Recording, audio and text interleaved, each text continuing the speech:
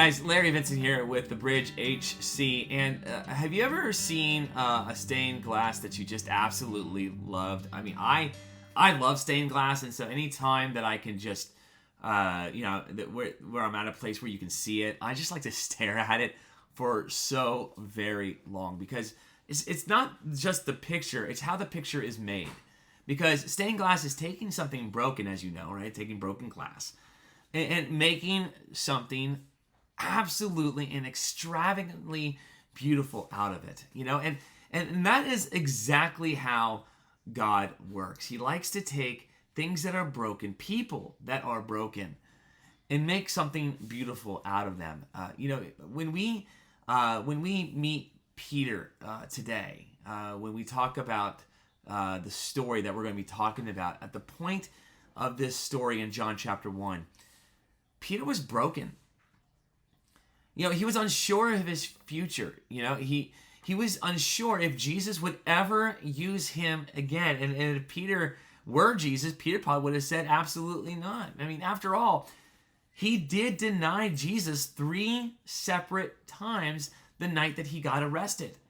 And by the time we get to John 21, by the time we get to the story we're going to be reading today, Peter is not just broken, but he's the one who's starting to think about a life without ministry. Simon Peter, the one who Jesus named Peter, was thinking about dropping the Peter altogether and focusing on his old life with his old name and going back to the Simon he used to be. Because maybe in his mind, a life as only Simon would be better, not just for him, but for everybody. Think about your ministry. Think about your relationship with Christ. Many of us called to a relationship with Christ, or even a specific ministry, will eventually do something that hurts Jesus. And if you're sitting there saying like, well, I've never hurt Jesus, yes, you have. You just haven't realized it yet. So maybe you should start looking for those moments in your past where you've really hurt Jesus. Because like Peter, we all put our foot in our mouth. We all have reactionary moments that end up leading to moments of guilt that lead to our brokenness and really questions of our future. Today, we're continuing our conversational series in the life of Peter called A New Start. And last week, if you remember, we talked about putting our foot in our mouth. We talked about the story of Peter rebuking Jesus and being called Satan by Jesus because Peter was worried about the wrong type of things. Now, this week, we're going to be talking about how we can put, through the example of Peter, we can take our foot out of our mouths and put our feet on the floor and start moving forward. Because here's the truth. Any one of us, when we put our foot in our mouth and we hurt God, we start thinking that our time with God is up. I mean, how could God ever trust us again? How could God ever restore us again? How could God ever use us again, right? That's simply not the case. Jesus is always there. And this is the thing I want you to get throughout the entire sermon. Jesus is always there. He's always there to love you. He is always there to forgive you. He is always there to restore you. And people need generally to know that their brokenness is never permanent. Because Jesus is always available. He is always there to make things right. So today we talk about moving from foot in mouth to feet on floor. Because just because we put our foot in our mouth, and if you're anything like me, you do it often, it doesn't mean that our foot has to stay there. We need to be able to put our feet on the floor and start moving. So we're clear on our terms here. Let me just take a second to explain what I mean by putting our feet on the floor. To put our feet on the floor, it means to deal with our issues head on. It means to deal with them with Jesus. It means to ground ourselves, to say, okay, where are we? What are we doing? Okay, maybe a better term for you is to get our bearings, to figure out where we're at and what we're doing and where we're going. And then once we have that down, we start moving forward. That's what we mean by putting feet on floor. Deal with our issues, ground ourselves, and move forward. So today, we will look at how to turn the brokenness of our lives into something made beautiful by God. How can we be stained glass through the works of Jesus? Because that's exactly what Jesus does with Peter. Now, we're going to start in our first section through the example of Peter by showing how Jesus desires to make things right for us and with us. And then we'll continue by talking about the care that Jesus brings to our lives when nothing else seems to be going right. And then finally, we'll finish by discussing how just by showing up, Jesus offers restoration to those who love them. So let's go ahead and get started by diving right into our first section. Jesus makes it right. Our text in John 21 starts, as any chapter would, in verse 1. So let's go ahead and see how John describes this situation. Verse 1, here's what John writes. Afterward, Jesus appeared again to his disciples by the Sea of Galilee. It happened this way. Simon Peter, Thomas, also known as Didymus, Nathanael from Cana in Galilee, the sons of Zebedee, and 2 other disciples were together. I'm going out to fish, Simon Peter told them. And they said, well, we'll go with you. So they went out and got into the boat. But that night, they caught nothing. Early in the morning, Jesus stood on the shore, but the disciples did not realize that it was Jesus. He called out to them, friends, haven't you any fish? No, they answered. He said, throw your net on the right side of the boat, and you'll find some. And when they did, they were unable to haul the net in because of the large number of fish. Peter is waiting here. At the very beginning of chapter 21, Peter is waiting for Jesus' next move. Yes, I know that the other 10 disciples were involved in this too, but we're focusing on Peter. And so here's Peter waiting for Jesus' next move, feeling the guilt of what he has done that led to Jesus' death and resurrection, and he's starting to get antsy. He's starting to get tired of waiting. And besides, he doesn't really think that Jesus is going to use him anyway, so he goes out to fish. But why fishing? Well, it's simple. Fishing is what Peter knew. It's what he grew up with. It was his main job, his only job when Jesus called him to be his disciple. And so maybe, and this is my opinion, my holy imagination running, maybe he thought that that was going to be his future, since obviously Jesus could never forgive him for denying him 3 separate times. So think about your own ministry. Think about your own faith, your relationship with God. When things go wrong in those areas of your life, doesn't it make sense to move on or to go back to our old normal? I can't tell you how many times in church where I've gone somewhere and I said, hey, let's try this. And we try it, and at the first sense of failure, people are like, well, time to go back to where we were. And there's no forward movement. Think about the times in your life where you stepped out on a ledge and you did something to help somebody in the name of Christ, and maybe even started a whole new ministry, and that ministry went wrong, or the person didn't respond the way that you did, and you ended up getting hurt, or you ended up making a dumb decision that got somebody else hurt, and you thought, time for me to go back to what I used to do. And that might be all fine and dandy, but here's the reality check. Jesus may not want you to. Jesus certainly didn't want Peter to. He didn't want Peter to go back to fishing. He had other plans for him. And this is why I think that they caught nothing. I think that, Peter was getting frustrated because Jesus wanted him to get frustrated. And let's be honest, Peter should have been frustrated. Because here Peter was thinking that he couldn't lead the disciples right. He couldn't be that person that God wanted him to be. And so let me just go back to where I was. And he couldn't even do the fishing thing right. But I think Jesus did this on purpose. If Jesus can control the water, certainly he can control the movement of the fish.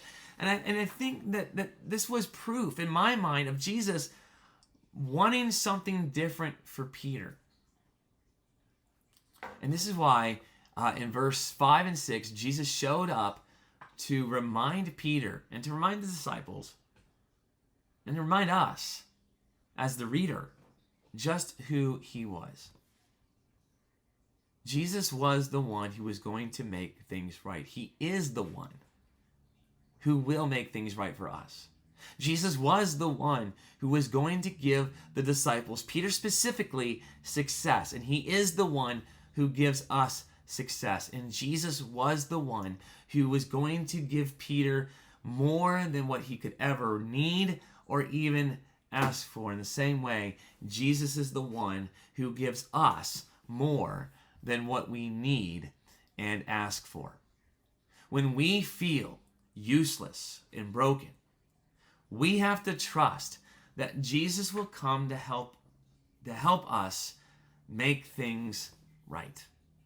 Now, before we move on and before we move forward, we need to make sure that Jesus is involved in the process. We have to make sure that we acknowledge Jesus when he shows up, because he will show up. Now, we may not recognize him at first. He might bring somebody else to give us the advice he wants us to listen to, but we do need to make sure that we look for him before we move on and move forward.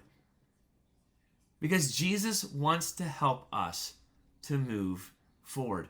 Jesus is there to make it right.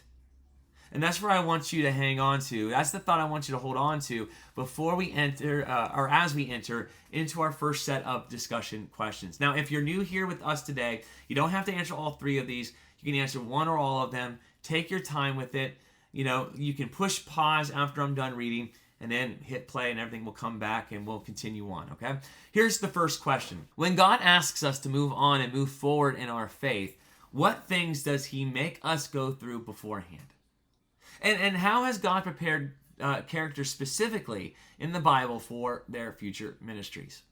Question number 2, how do you know Jesus is involved in your decision-making process, especially when it comes to moving on to a new chapter in life? And could you recognize Jesus if he were helping you? Finally, question 3, does faith help us move past feelings of brokenness and usefulness? And if so, how? All right, go ahead and take 10 to 15 minutes to answer either one or all of those questions. And when you are ready, hit play again, and I will be waiting here for you.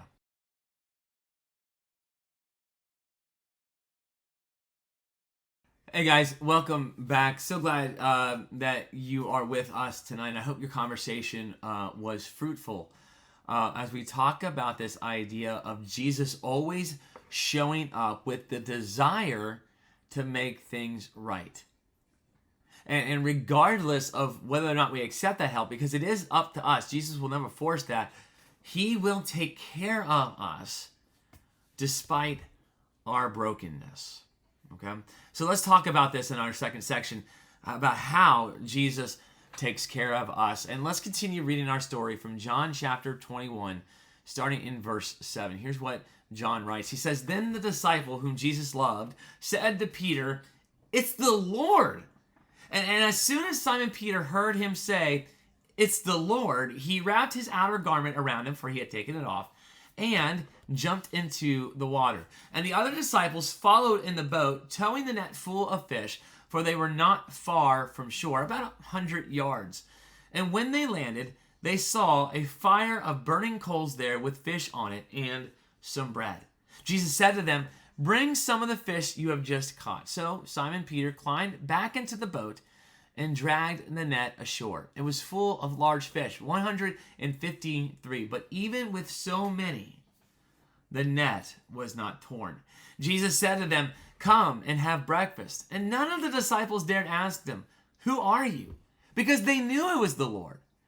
Jesus came, took the bread, and gave it to them, and did the same with the fish. And now this was now the third time that Jesus appeared to his disciples after he was raised from the dead. Now, here's the thing that I love about this story. Jesus still showed up. He still showed up for Peter despite everything that had happened. He still showed up for Peter and the rest. But he didn't just show up for showing up's sake. He showed up in a personal way. It's not like Jesus had a very cookie cutter way of showing up with people. He showed up in a way that only they would have recognized. Now, you notice it was John, the one who Jesus loved. And I love that John gives himself that title. That's another story for another day. But it was John who noticed it was Jesus there on the shore. How? Because Jesus telling them to cast the net reminded him of the last time he told them to cast the net on the other side of the boat. And that was when they were first called. If you remember, Peter and the rest were on the boat.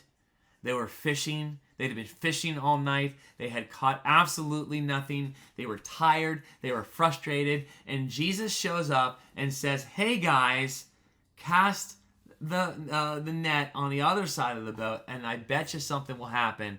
And there was so much fish in the net that they couldn't even haul it in on their own. They needed help. And so when Jesus said it the second time, John knew right away that Jesus was the one on the shore.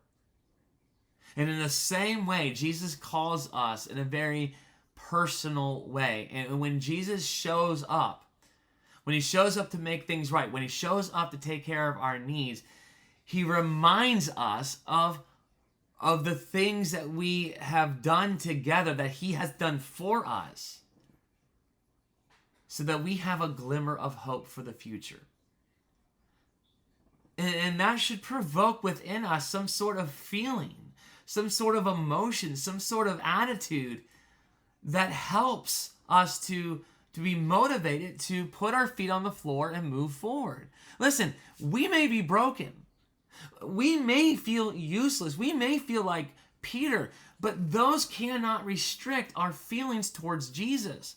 Because here's the deal. Peter felt broken, yes. Peter probably felt useless, sure. But Peter still jumped in and went after Jesus. And the thing that I love about Peter's response was that he was just as reactionary as he was when he put his foot in his mouth when he rebuked Jesus. He was just as reactionary. Peter dove in without a thought about how close the boat was. And not even just that, the dude put his clothes back on before he jumped in the water. I can only imagine the rest of the disciples sitting there or standing in the boat looking at Peter and going, "Peter, it's 100 yards, dude. We'll just row. And by the way, we have all this fish. We can't just leave it here. We need to row." But no, Peter didn't care. He just jumped into the water and swam. Was that foolish? Sure it was. But there was nothing wrong with his actions. Remember we talked last week about how sometimes our reactionary moments are things that honor Jesus. And sometimes they're things that hurt Jesus. And yes, Peter is guilty of hurting Jesus on a number of occasions. But this reactionary moment honored him. There was nothing wrong with Peter's actions, because this time his reactionary moment was focused on Jesus Christ.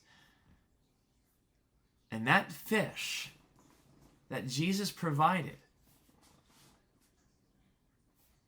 it was a sign that Jesus was going to take care of his followers.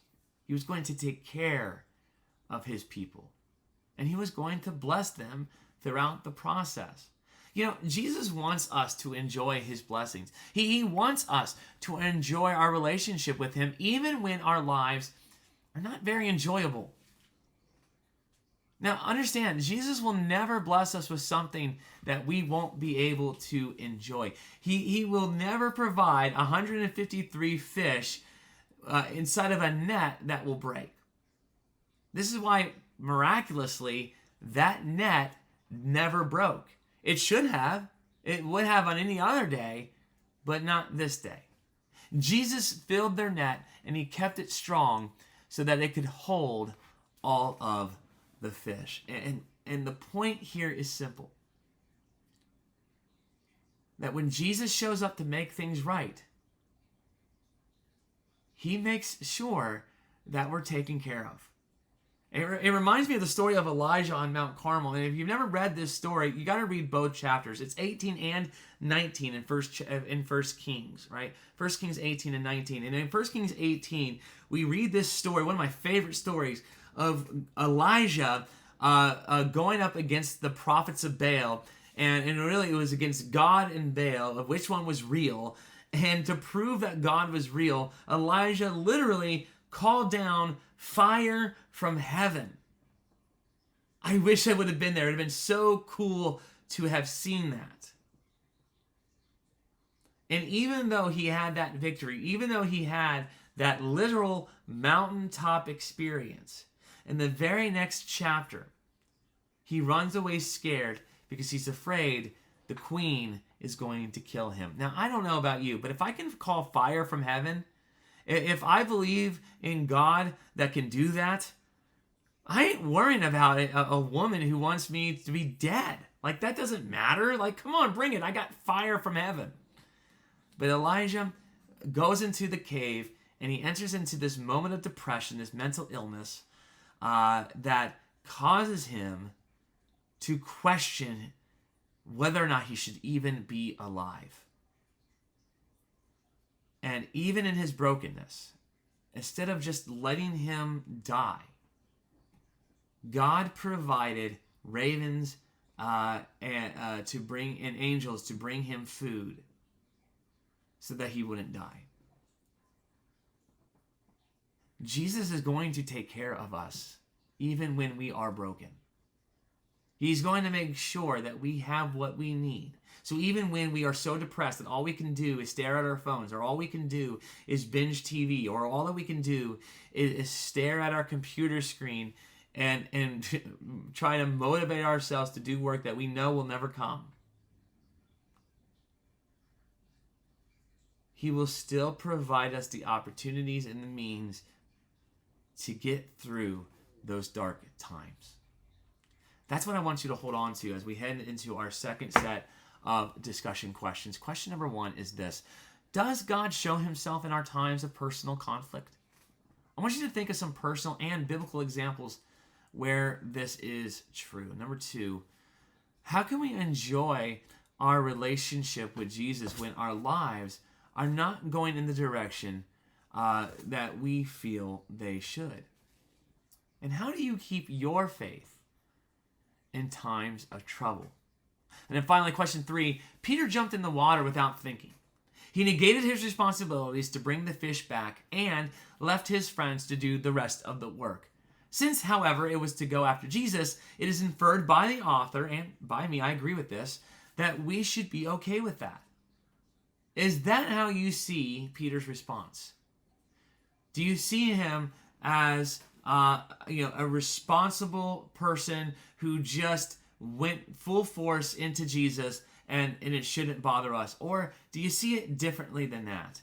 And if you do see it differently, or if you see it the same, do you see other Christians do similar things? Do you see other Christians take their responsibility and put it off to the side so that they can follow Jesus regardless of the stress or work that it might put on those around them? Okay, talk about that as much as you need to. Answer either one or all 3 of these questions, and when you are done, push play, and I will be back here waiting for you.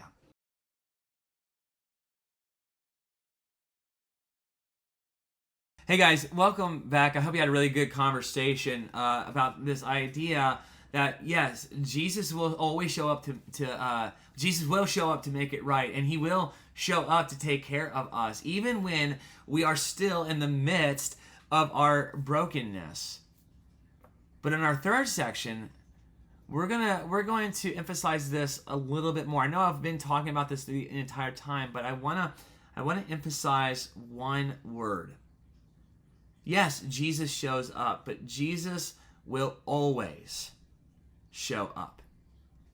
Every single time. Let's take a look at our final set of scriptures today. John chapter 21, starting in verse 15. When they had finished eating, Jesus said to Simon Peter, "Simon, son of John, do you love me more than these?" "Yes, Lord," he said. "You know that I love you." Jesus said, "Feed my lambs." Again, Jesus said, "Simon, son of John, do you love me?" He answered, "Yes, Lord, you know that I love you."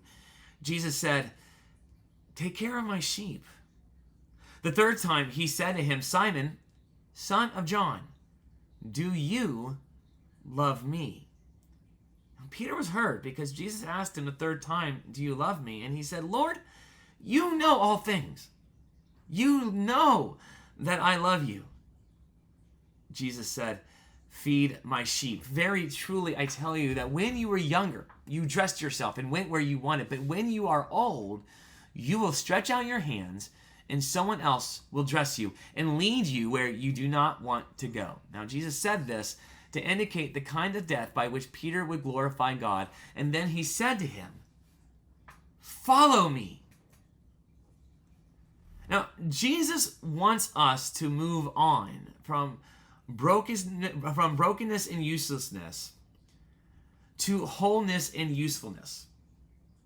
Jesus had just finished feeding his disciples here in this text, and now it was time to pass that job on. He wanted Peter to move on from his brokenness. He wanted Peter to stop feeling so useless and to start being whole again, to start being useful again. And so Jesus passed his job on of feeding his disciples to Peter, because Peter was to be the feeder. Peter was to be the shepherd. Peter was to be the protector of the first century church. And this is why Jesus says in verse 18 that Peter's life was no longer his own. Peter had no more control. He would be led by the Spirit to every new ministry and every new weird occurrence that would happen in his life, including his own execution. Our relationship with and faith in Jesus is restored,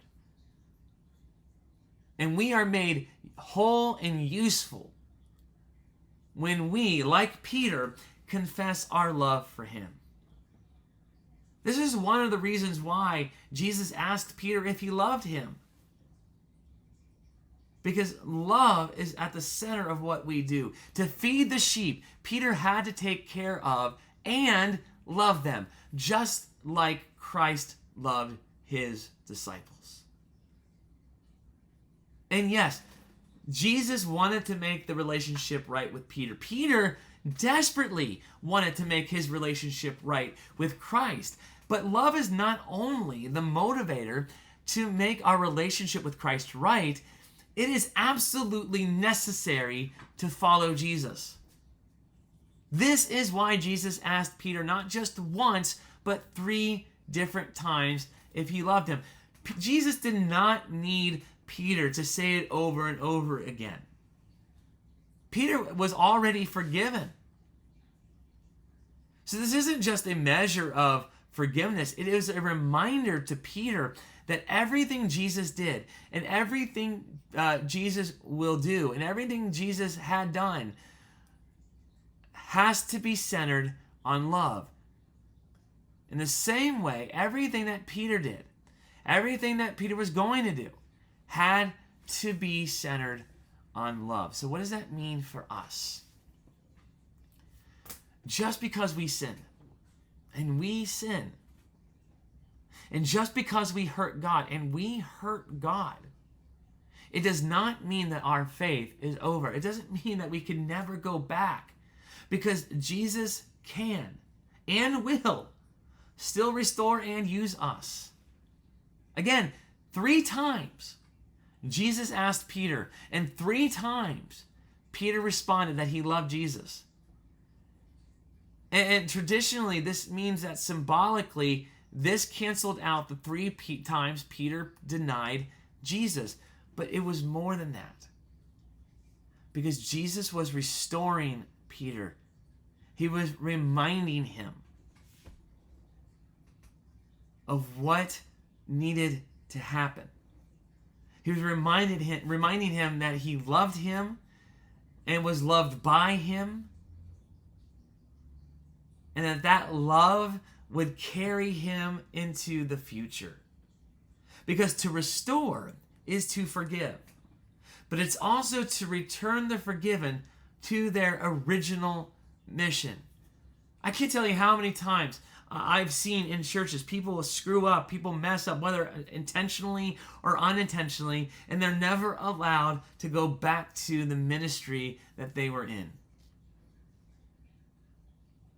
I don't think that is always the right answer. Now, sometimes it is, and that takes the wisdom of the leadership to figure out, but sometimes God is calling us back. So what do we need to do? What can we learn from this in order for us to be restored, not just forgiven? Well, we have to be like Peter. We have to be sorrowful. That man was so sorry about the things that he had done. Think about this. When the rooster crowed that last time, Peter ran away sobbing because he knew what he had done. And Peter was repentant. And I don't mean just sorry, but he desired to be different. And Jesus wanted him to be. And finally, Peter was, and this is, I think, the most important lesson that we can learn from Peter. Peter was madly and desperately in love with Christ. And if we are to do anything with Jesus, it will be our love that carries us through. That's what I want you to think about as you head into our last set of discussion questions. Question number 1, what does restoration look like from a modern perspective? What biblical texts can you use? Connected to Wi-Fi. What does restoration look like from a modern perspective? What biblical texts can you use to demonstrate this thought of restoration? Question number 2, how do you use your love for Christ as motivation to do what he asks? Are there practical steps you take that help you use your love for Jesus as motivations? Are there prayers you say, verses you read, statements you tell yourself or others? What do you do? Question number 3, why does God need us to confess our love for him in order to make our relationship right? Since God is gracious, why should we have to do anything for restoration at all? Shouldn't Jesus be doing all the work? All right, take about 10 to 15 minutes to answer either.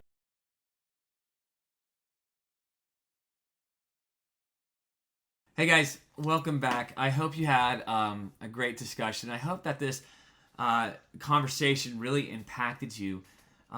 So as we kind of wrap up, I want to leave you with the one thing. And each and every week, I think it's good for us to have just one thing for us to focus on, one thing for us to think about, one thing for us to contemplate as we head into the rest of our day and the rest of our week. Okay? So here's the deal. In order for us to move from foot and mouth to feet on floor, we have to see our brokenness as something ugly, our brokenness as something incomplete that holds us back, something pre-stained glass. We need to see it more than that. We need to see it as something beautiful. And our one thing is this: brokenness is beautiful in the hands of Jesus. And I want to say this again because I want you to understand this. Listen to these words.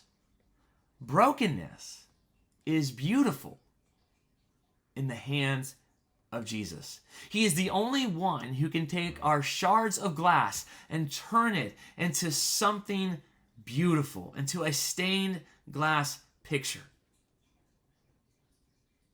And we don't have to worry about sweeping them up and then giving them to him when he finally shows up, because Jesus never leaves. He will always be there for us. It's what he does, and what we do in response to him being there, that is what matters. It's not the fact that we have brokenness, because we're all going to have brokenness. It's how we respond to that brokenness that matters. And that response can be summed up in just 2 words offered by Jesus in verse 19. Follow me. The same words that Jesus taught Peter and the others when Peter tried to rebuke him, those are the words that Jesus wants us to remember. Those are the words that Jesus wants us to use in response to him. In context, what Jesus was saying to Peter was, hey, Peter, don't go back to fishing. Remember, I called you to be a fisher of men, not fisher of actual fish. So let's go. Let's get started. Let's get to that. So that means that our lesson, brokenness can't hold us back. Brokenness should never hold us back. Putting our foot in our mouth shouldn't be the end point, because Jesus will always be there to restore us. He will always be there to remove the foot from our mouths and to put them on the floor so that we can move forward. Brokenness is beautiful when it's in the hands of Jesus, because he can take it and use it to restore us, to put our feet on the floor so that we can start moving forward. Guys, I really hope that there is something here for you to respond to. And if you have a response and you want to navigate that with us, and you want somebody to help talk you through all these things, please feel free to reach out to us. Our social media feeds are right there on the screen right now, as well as my email address. If you would like to get a hold of me personally, please feel free to reach out. I will respond. I would love to get together and to meet you as we talk about whatever it is that God is trying to say to you in this moment of brokenness or whatever. I do want to announce that if you haven't heard yet, that as of September 13th, we will be launching publicly at Tri-West Middle School in Liston, Indiana. September 13th will be our first public worship service. It will be our first public conversational series, and we hope that you can join us. You want to learn more about our church, you can go to our website, thebridgehc.org. And if you would like to donate to help us continue the work that we are doing through God in Hendricks County, you can also donate by going to donate.thebridgehc.org.